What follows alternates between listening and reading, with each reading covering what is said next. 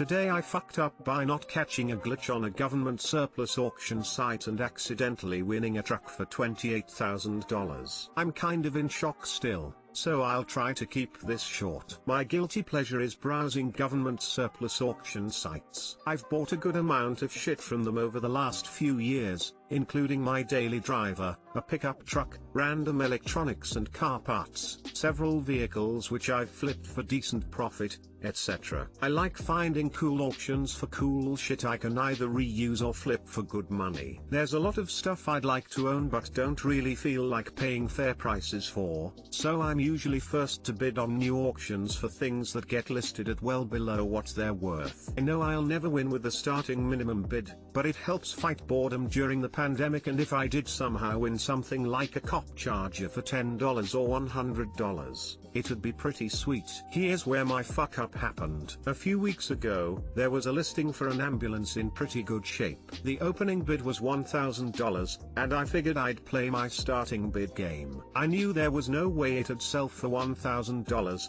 but if it did, I could either make thousands off selling it or convert it into an RV. So, I put down my $1,000 bid, and didn't think any more of it and forgot about it. Today, I get an email congratulating me for winning an auction. That's weird.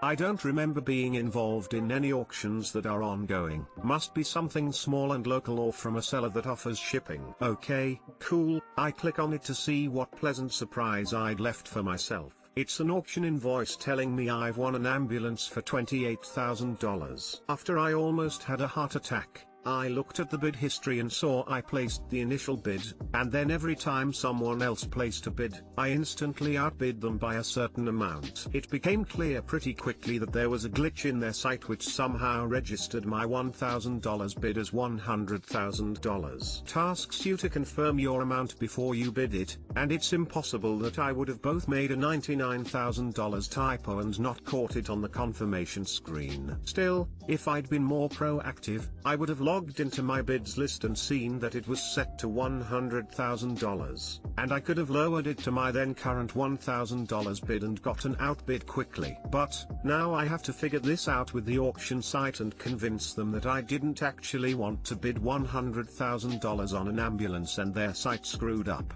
And the selling agency will have to either offer it to the next highest asshole who took the price up that high, or relist it. Fuck my life. TL, doctor, bid $1,000 on a government auction, the site broke and put down a high bid of $100,000 which I never caught and won with after other bidders drove me to $28,000. What site do you use? I absolutely love GovDeals. I bought my daily driver 2015 Ford Fusion for $5,000 in there and it is easily worth $12,000. Plus, the amount of scientific equipment I have bought for my basement shop is insane. Holy fuck lol. I browse those sites from time to time and this reminds me why I only browse. Good luck to you. Also, what site was it? To be fair, I've spent thousands of dollars on these sites in the last 5 years, and bid many times that in aggregate, and this has never happened. I bought 2 5-ton cargo trucks at the same time cause no one bid on them. They both ran, towed one home with the other. So you set a wrong amount and now blame the site for it? He has to make it seem like it's a bug so he can get reimbursed. Today I fucked up by wearing my retainer, making myself sick, and making myself miserable for almost 2 years. So, this F-up requires a bit of backstory about my face. I'll try to keep it short. So, I had a problem with how my jaw grew. Basically, my bottom jaw grew too much, and I had a protruding jaw. Not crazy but noticeable. It was hard to talk, I couldn't eat deli meat sandwiches, and I left a row of kernels on the cob when I ate corn. So when I was 17 I got braces and started getting ready for the surgery. Ended up having the surgery at 19, it was awful and I don't want to go through it again. But it worked. Can eat corn on the cob and I'm even prettier now too. But once the braces came off, the retainer went in. I don't have to wear it all the time, but nightly I wear it for the most part. I'll take the occasional night off or so. And on vacation I don't take it. So the the fuck up here is that I've been wearing the same retainer for a decade. I brush it, rinse it, and do my best to take care of it. But about 2 years ago, I started to get sick. I'd get ear infections, sore throats, I'd lose my voice. I'd get over it, but it sucked and it was pretty common. I just figured it was allergies and being unlucky. I'm an attorney and deal with a lot of people, and figured I got it from them. Then COVID hit and I masked up, and my breath stank. I brush twice a day, I floss every day. I have good oral hygiene, so I didn't know what it was. And I kept getting sick. Then, I started getting tonsil stones. Basically stuff gets stuck back there and crusts over. It isn't fun. It isn't pleasant. I had to use my finger to dislocate them. They also ended up being hidden. I couldn't see them. This is bad. I saw a doctor. Did some antibiotics. It helped. Then they came back with a vengeance. I'm pretty sure my entire right tonsil was covered in the back. I was spitting up chunks of tonsil stones the size of my fingernail. I had changed a bunch of things to combat them. My toothpaste, my dish soap,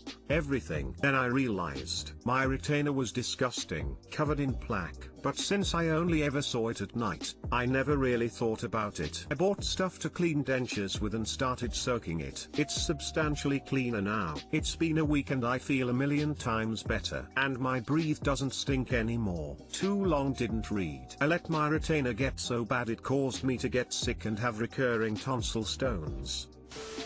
Oof, that sucks, but those denture tablets are definitely amazing. Props to you for using the same retainers for over a decade though. I have the plastic ones and I swear they keep cracking and breaking on me, probably because I grind my teeth at night.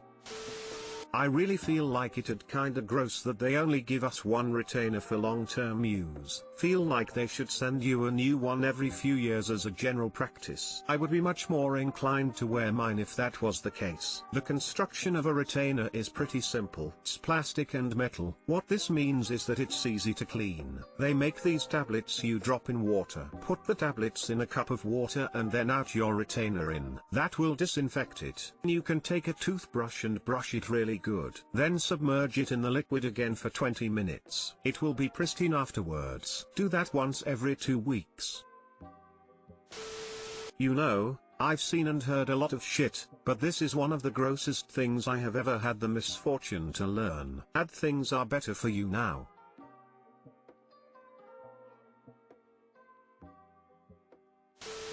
Holy shit, is this why I got tonsil stones? I stopped wearing my retainer and haven't gotten them since. Boo, to buy some denture cleaner, thank you! Exclamation mark. Jesus, that sounds horrible. I have braces, and I don't know about the situation with getting a retainer, but I don't want to go through that. Today I fucked up by accidentally dispatching the police in my sleep. Today I fucked up. So, I was woken by a phone call from a police officer this morning. And what a way to wake up when your mind starts losing its shit wondering what has happened for the police to call you. Well, I have an app on my phone called Noonlight. I still highly recommend it to people, as my only guess is that I somehow activated it in my sleep while my phone was near me from shutting off alarms. Basically it's a safety app where if you feel in danger you hold a button on screen and only release it when you feel safe. If you click it you have to enter a code to tell them you're okay, and even still someone may text you to make sure. Of course, sleeping me did not enter the code for all clear, and slept through 4 escalating texts ending with dispatching police. So the police were on my street following my phone's location, doing a wellness check, because apparently my dumb sleeping ass told them I was unsafe. At least I know the app works. Too long didn't read, accidentally used a safety check app in my sleep to alert police to check on me. Lol, I did almost the same once. Tried to turn off my iPhone alarm and accidentally hit the emergency button. Woke up to the dispatcher saying 911, what's your emergency? That was fun explaining that I'm just a tired college student who hit the wrong button. I felt so bad. And then of course my face hit the mute button in the middle of explaining. It was so embarrassing. I also had to text the app dispatcher back. So twice the explanation. Still, kinda glad I'm not the only one who's had to explain such a bizarre story. I did something like this with my phone. Was trying to turn down the volume of my podcast and apparently mashing the volume and on button calls 911. I apologized and then promptly looked up how to disable that function. In my school bag I had my touchscreen winter gloves and my phone. The glove apparently hit the phone and called 911 while I was walking to class. I heard the dispatcher talking in the bag and took a while to reassure her I was fine. I'm super careful to never store them in the same spot now.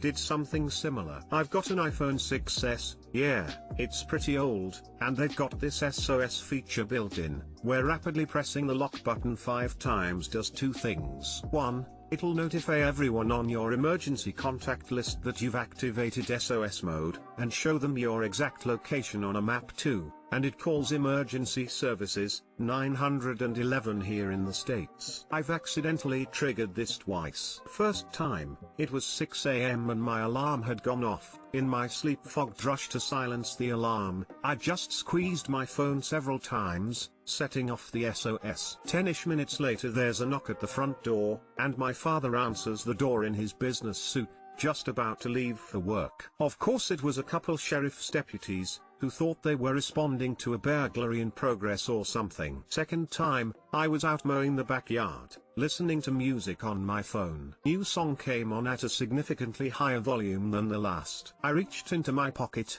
gloves on, and frantically squeezed what I thought was the volume key, realize what happened a few seconds later, and managed to cancel the SOS before the 911 dispatcher could send police. I've done that too. I was clicking the power button thinking it was the volume button. Didn't even know that this feature existed.